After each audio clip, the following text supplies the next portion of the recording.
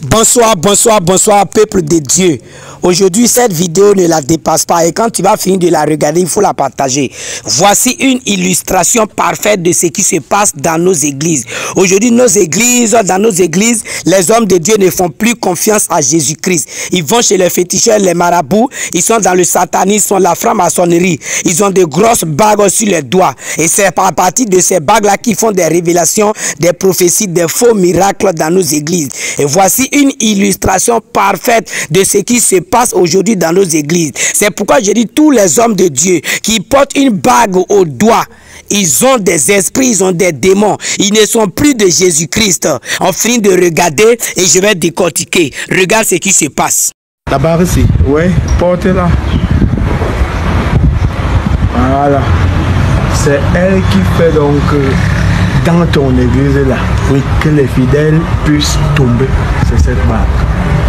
Donc, dès que j'ai ça, dès que tu as ça, tu montes seulement la main comme ça. les gens tombent. Les gens tombent. Mais il faut aller doucement. Hein.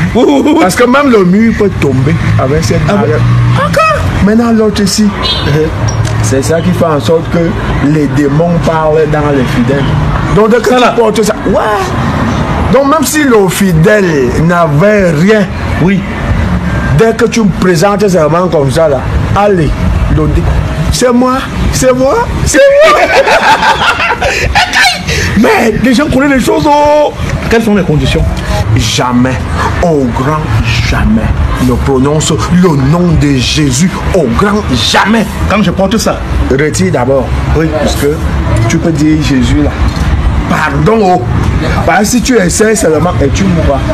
Si tu dis au nom de Jésus en portant la bague, si tu mourras. Voilà. Donc, quand je montre comme ça, je peux seulement dire Faya. Faya. Faya.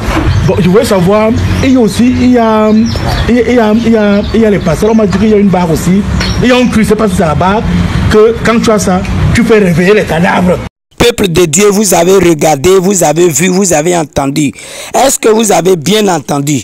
C'est pourquoi dans nos églises, il y a plusieurs hommes de Dieu qui ont 1, 2, 3, 4 bagues sur les doigts. S'ils font confiance au Seigneur Jésus-Christ, à quoi servent ces bagues? Quel est le rôle de ces bagues sur leurs doigts? Et vous allez voir, ils ont de grosses chaînes au cou. Ils ont des grosses bagues au doigt. Il y en a, les chaînes tombent dans les poches. Il y en a, les chaînes sont longues sur le cou. Il y en a, ce sont 2, 3, 4 bagues sur le doigt.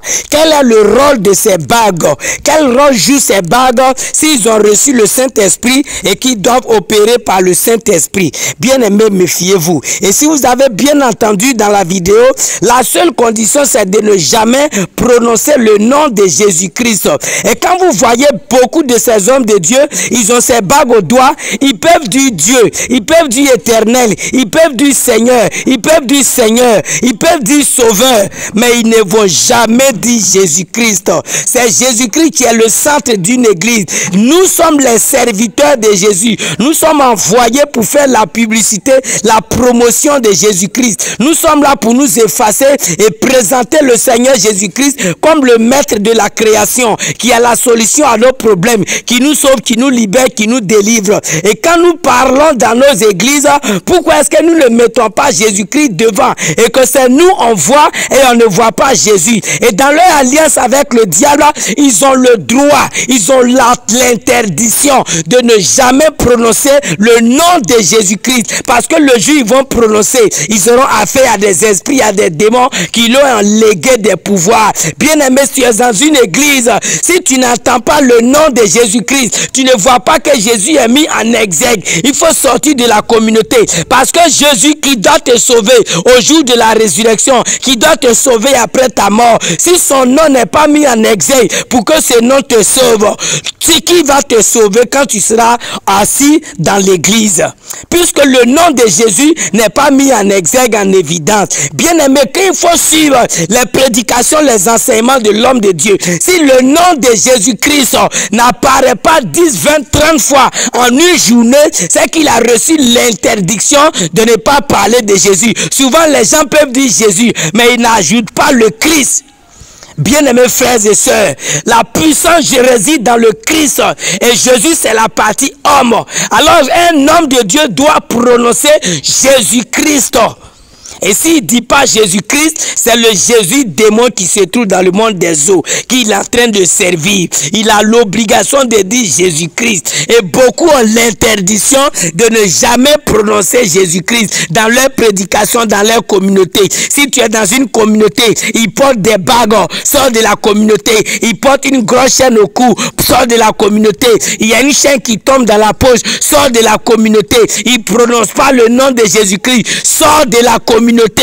Ils sont beaucoup comme ça. Ils sont des brebis dans la peau des loups pour égarer les enfants de Dieu. Faites attention à votre adoration. Car dans Matthieu 7, 21, Jésus a dit, plusieurs me disent aujourd'hui Seigneur, Seigneur, mais je leur dirai un jour, je ne vous ai jamais connu. Retirez-vous de moi, vous qui commettez l'iniquité.